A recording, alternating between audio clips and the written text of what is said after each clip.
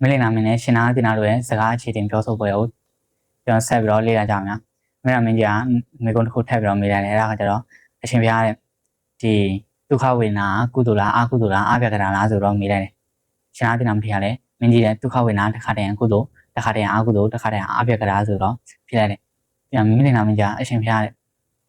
စကားကပ်ပြီးတော့ပြောချင်တာနဲ့သူကကျတော့အရှင်ဘုရားတဲ့ဒီလိုဒုက္ခဝေဒနာကုသိုလ်ဆိုရင်ဒုက္ခမရှိသင့်ဘူးတကယ်လို့ဒုက္ခရှိတယ်ဆိုရင်လည်းကုသိုလ်မဖြစ်သင့်ဘူးဆိုပြီးတော့စကားကိုကပ်ပြီးတော့ပြောလိုက်တာသူဆိုလို့ရှိရင်ခါကြမှာဒုက္ခဝေဒနာကိုခါကြတော့သူကကုသိုလ်ဆိုတော့ယူချင်တာဟုတ်တယ်တိုင်ထပ်နောက်ထပ်ပြောလိုက်တာခါကြတော့အရှင်ဘုရားနဲ့ကုသိုလ်ဆိုတာဒုက္ခဝေဒနာမရှိသင့်ဘူးပေါ့ကုသိုလ်လုပ်တယ်ဆိုရင်ဒုက္ခဝေဒနာမရှိသင့်ဘူးအဲ့ကျွန်တော်တိကျလေးရှင်းပြရမယ်နော်ဒ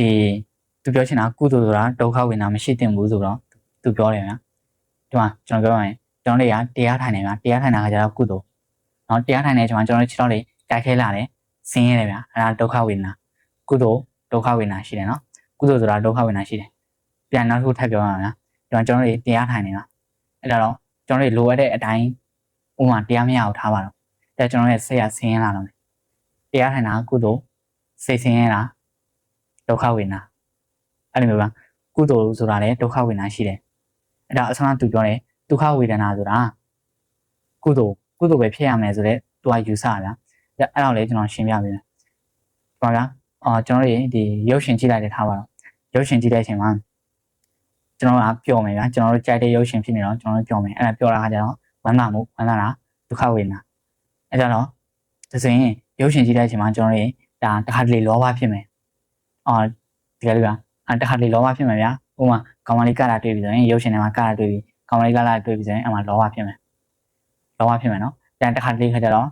မင်းသားကိုတရားရိုက်လိုက်ပြီဗျာလူဆိုးကရိုက်လိုက်ပြီးထားအောင်အဲ့ကြတော့ကျွန်တော်မင်းသားဖက်မှာနေနေတာဆိုတော့လူဆိုးကိုလမ်းတော့ဒေါသဖြစ်လာတယ်ပြီးရင်ဒီတရုပ်ဆောင်တာတွေကဗျာအတူဟုတ်တယ်အစစ်မဟုတ်ဘူးတကယ်အဖြစ်တွေမဟုတ်ဘူးဆိုတာကျွန်တော်တို့ရုပ်ရှင်ကြည့်တဲ့အချိန်မသိဘူးသိမလားတကယ်အပြင်ကနေမျိုးခံစားနေရဗျာမသိတာဟုတ်တော့အစစ်အတိုင်းမသိတာဗျာအဲ့ဒါမောဟဒါဆိုရင်ဒီမှာဒုက္ခဝေဒနာအာဟုတို့လည်းဖြစ်တယ်ဆိုတော့ရှင်နာတင်တာမထေပြောနော်အစလားရှင်နာတင်တာမထေကဒုက္ခဝေဒနာဆိုတာကုသိုလ်လည်းဖြစ်တယ်အကုသိုလ်လည်းဖြစ်တယ်အပြက္ခတာလည်းဖြစ်တယ်ဆိုတော့ပြောတဲ့အချိန်မှာကျွန်တော်တို့သုံးခုလုံးမြင်ရလိုက်ပြန်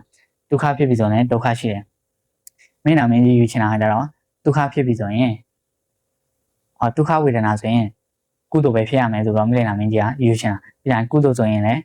းဒီဒုက္ခကုသိုလ်လုပ်ပြီဆိုရင်လည်းဒုက္ခဝေဒနာပဲရှိရမယ်ဆိုတော့မင်းနာမင်းကြီးကယူချင်တာဒါပေမဲ့ရှင်နာတင်တာအဲ့လိုမဟုတ်ဘူးဆိုတော့ပြောပြတာနော်အဲ့လိုမျိုးမင်းနာမင်းကြီးအရှင်ဖျားဒီကုသိုလ်ဆိုတာဒီဒုက္ခဝေဒနာမရှိသင့်ဘူးဆိုတော့ပြောလိုက်တဲ့အချိန်မှာရှင်နာတင်တာမတရားဥပမာနဲ့ပြပြီးတယ်။ဒါမင်းကြီးတဲ့။တင်ဥပမာတစ်ခုပေးမယ်နော်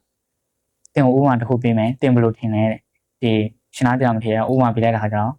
့တစ်ခုကဒါတန်ရေဘူးရှိမှာလား။အဲ့ထက်ကိုလက်နေမယ်။နောက်တစ်ခါကျလုံးဝအေးခဲနေတယ်ရေခဲ။အဲ့တစ်ခုကိုလက်နေမယ်။လက်နေတဲ့ယောက်ျားဟာဒီလောင်သလားလက်နှစ်ဖက်လုံးကလောင်သလားဆိုတော့မင်းနာမင်းကြုံမိတဲ့အချိန်မှာမင်းနာမင်းကြလည်းအရှင်ဖျားလက်နှစ်ဖက်လုံးကလောင်တယ်လက်နှစ်ဖက်လုံးကပျက်စီးတယ်ဆိုတော့ပြောလိုက်တယ်ဒီအေးကလည်းအေးလုံးကဲများလောင်တယ်ကိုဘရောင်းဆိုတော့ပြောနေတာအေးကလည်းအေးလုံးကဲတော့သူကလောင်တယ်လို့ပဲပြောလိုက်တယ်ပျက်စီးတယ်ပေါ့သဘောတရားဒီမှာအေးကလည်းပျက်စီးတယ်ပူတာလည်းပျက်စီးတယ်အဲ့ဒါတော့ရှင်နာတင်နာမထေရမေးရတယ်မင်းကြီးတဲ့အဲ့ဒီနှစ်ခုစလုံးကပူလားဆိုတော့မင်းနာမင်းကြီးမပူဘူးဆိုတော့ဖြေတယ်အဲ့ဒါတော့အဲ့ဒီနှစ်ခုစလုံးကအေးသလားဆိုတော့ဆက်မိတဲ့အချိန်မှာမင်းနာမင်းကြီးလည်းအရှင်ဘုရားအဲ့ဒီနှစ်ခုစလုံးကမအေးဘူးဆိုတော့ဖြေရှင်နာတင်နာမထေရဆက်ပြောတယ်ဒီလိုအပူကလောင်နေဆိုရင်နှစ်ခုစလုံးကပူတာမဖြစ်တဲ့အတွက်လောင်နေဆိုတော့မပြောသင့်ဘူးတကယ်လို့အေးရလောင်တာဆိုရင်နှစ်ခုစလုံးကမအေးတဲ့အတွက်လောင်နေဆိုတော့မပြောသင့်ဘူးနော်အဲ့ဒီတစ်ခုကပူတယ်ဗျာတစ်ခုကအေးတယ်အဲ့လိုပြောချင်တယ်နော်သူပြောချင်တာကကြတော့ဗျာဒီအေးတာဖြစ်ဖြစ်ပူတာဖြစ်ဖြစ်နှစ်ခုလုံးကလောင်တယ်နှစ်ခုလုံးကပျက်စီးတယ်ရှင်နာတင်တာပြောချင်တာဝေဒနာတွေလည်းအဲ့လိုမျိုးပဲဒီဒုက္ခဖြစ်ဖြစ်ဒုက္ခဖြစ်ဖြစ်နှစ်ခုလုံးကဆင်းရဲတယ်ဒုက္ခဗျာအဲ့လိုမျိုးပုံစံမျိုးပြောချင်တာအဲ့ဒါတော့ဒီဒုက္ခဘာဖြစ်လို့ဒုက္ခလဲဆိုရင်ဗျာဒီဒုက္ခဝေဒနာကကြမမြဲတဲ့အတွက်ဒုက္ခဆိုတော့အဲ့လိုမျိုးပြောချင်တာအဲ့လိုမျိုးအဲ့လောက်ဥပမာပေးလိုက်ပြီးတော့မှမင်းကြီးတဲ့ငါတင်လိုမျိုးပုံကုန်နဲ့စကားအတူပြောဆိုချင်ကမတက်နိုင်ဘူးတဲ့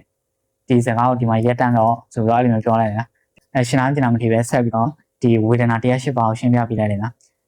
အဲ့ဒါကြတော့ဝေဒနာတရား၈ပါးပါလဲဆိုရင်ဒီဒုက္ခဝေဒနာ6ပါးရှိမယ်ဒုက္ခဝေဒနာ6ပါးရှိမယ်ဥပိ္ပခဝေဒနာ6ပါးရှိမယ်6 3 4 18အဲ့ဒီ18ပါးအောင်မှာဒီကာမဂုဏ်နဲ့ပတ်သက်ပြီးတော့18ပါးရှိမယ်ပြီးရင်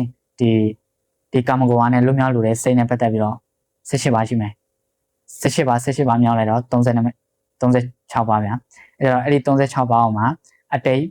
ပစ္စုပန်အနာဂတ်ဆိုတော့ကာလ3ပါးနဲ့ထပ်3နဲ့မြောက်လိုက်တယ်ဗျာအဲ့ဒီ36ကို3နဲ့မြောက်လိုက်တော့108ပါအဲ့လိုဝေနာ108ပါရှိတယ်အဲ့တော့ဝေနာတွေကအမျိုးမျိုးရှိတယ်ဆိုတော့ပြောချင်တာဒါပေမဲ့ဝေနာအားလုံးကတော့ဒုက္ခပဲပုံစံမျိုးပြောချင်တာဗျာအဲ့လိုမျိုးဝေနာတွေကို108ပါကိုရှင်းပြလိုက်တဲ့အချိန်မှာမင်းနာမင်းကြီးကလည်းဒီအရှင်ဘုရားတင်းတင်းလေးဘက်ပါလေဆိုတော့ဝင်ခံတယ်